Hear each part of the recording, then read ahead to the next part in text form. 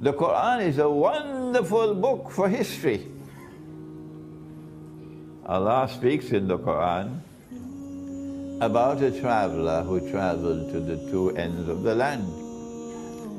The Jews wanted to know whether this man in Arabia, a man named Muhammad alayhi salatu wasalam, who says he's a prophet, does he know about it? A traveler who traveled to the two ends of the land. Ask him about it, because only a prophet will know the answer. And Allah sent down the answer in Surah Al-Kahf. And He says, وَيَسْأَلُونَكَ عَنْ ذِي الْقَرْنَيْنِ. They question thee about Zulqarnain, someone who will impact on history twice. Qarni can mean horn, it can mean an age. But the Quran has never used the word qarn to mean a horn, never. So Zulqarnain is someone who will impact on history twice. He's also someone who has faith in Allah. And he's someone who is empowered by Allah with power. And that power is such that he can pursue any effort he chooses to pursue. So be careful, huh? Be careful, huh? If you're in the US Armed Forces, you better listen carefully while still there is time. He travels in the direction of the setting of the sun until he comes to a body of water. And the Quran describes it as Aynun Hamiyah, a body of water which is dark and murky, dark and murky. And then he travels in the direction of the rising of the sun to the end of the land, and there of course will be another body of water. And then he travels in a third direction which takes him to a pass between two mountain ranges. And there in that pass, he comes across Gog and Magog. And only a prophet of Allah would know about Gog and Magog. I can assure you, government of Malaysia doesn't know about Gog and Magog. Security Council of the United Nations cannot tell you about Gog and Magog. No. It's the Quran.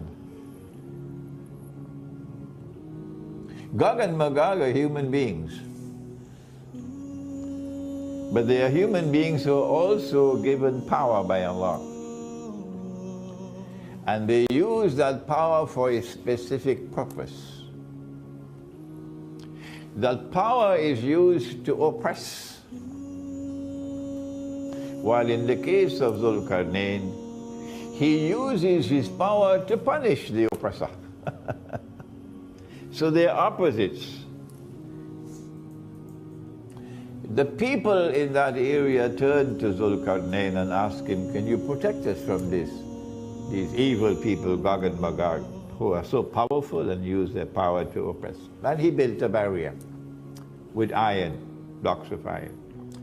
And he then said, when Allah chooses, Allah is going to bring down the barrier.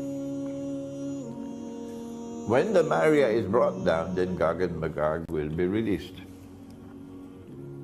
And when they are released, then said our Prophet, Allah's blessing be upon him, that the first of them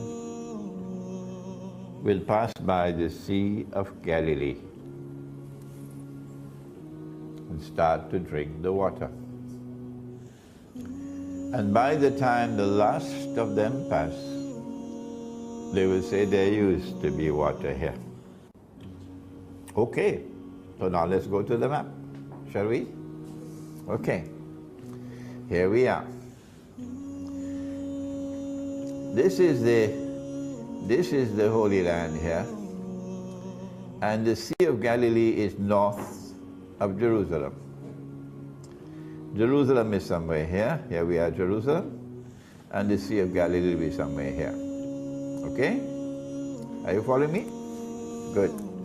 So if you know a little bit of geography, you have to come to the conclusion that if Gog and Magog are going to Jerusalem, and that's their destination, Jerusalem, the Hadith does not say Jerusalem, it says Baitul Maqdis. They're going to Jerusalem, that's their destination, and on their way to Jerusalem they have to pass by the Sea of Galilee. Implication is they're coming from the north. They're coming from the north. So now we have to look to the north of Jerusalem to see where there is water. And when we look to the north of Jerusalem to see where there is water, there are only two bodies of water. There's one over here which is called the Mediterranean Sea, okay? And over there's another one called the Black Sea. The Mediterranean Sea does not qualify as Ainun Hamiyah, a body of water which is dark and murky, because visibility is good. You can see deep down, a few meters. But the Black Sea is precisely that, the Black Sea. That's why they gave it the name, the Black Sea, because it is Ainun Hamiyah, exactly what Allah says in the Quran, Ainun Hamiyah. A body of water which is so dark and murky that visibility is probably only 1 meter. It is to this Black Sea that he traveled when he traveled to the setting of the sun. There is no third option. It's either the Mediterranean Sea or the Black Sea. There is no third one. We have eliminated the Mediterranean Sea, so we are absolutely confident in ourselves and our conclusion that Zulkarnain traveled in the direction of the Black Sea. So he has to be traveling here. If he traveled in the direction of the setting of the sun and he came to the Black Sea, then when he traveled in the opposite direction, he'd come to the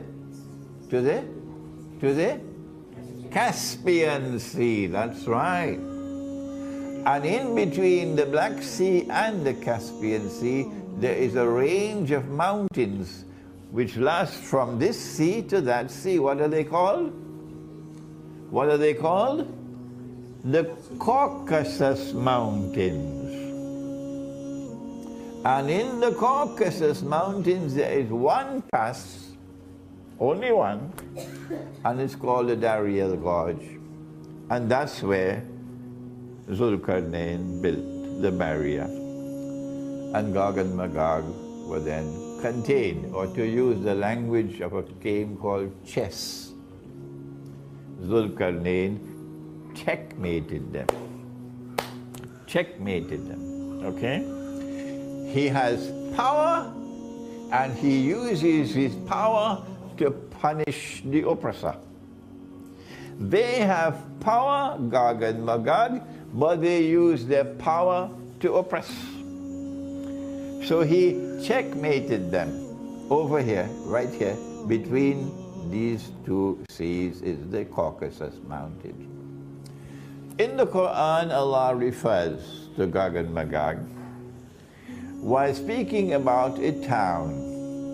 And he says the town was destroyed, the people of the town were expelled, and then a ban was placed on them that they could never return to this town to reclaim it as their own until, number one, Gog and Magog are released, and number two, they spread out in all directions. And with their irresistible power, they take control of the world in the world order of Gog and Magog.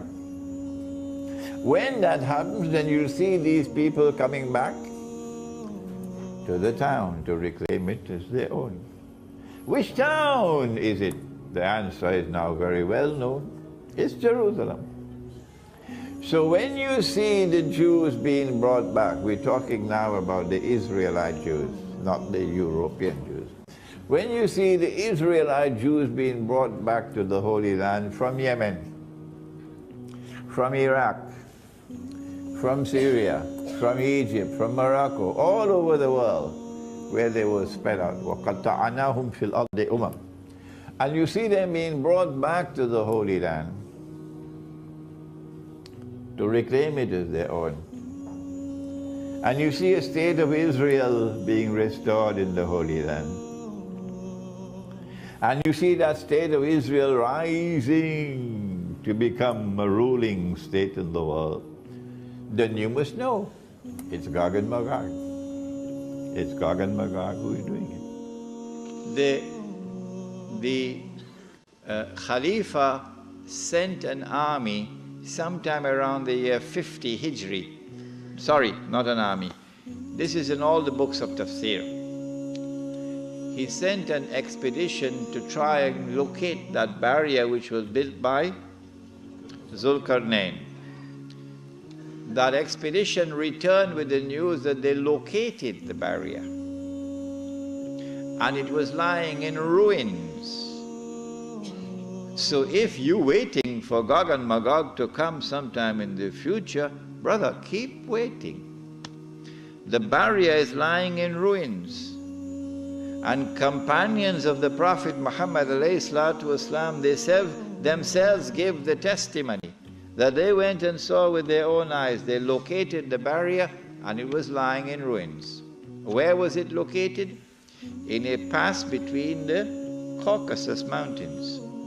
So when you hear the term white Caucasian male, there's something behind that to look into. White Caucasian male.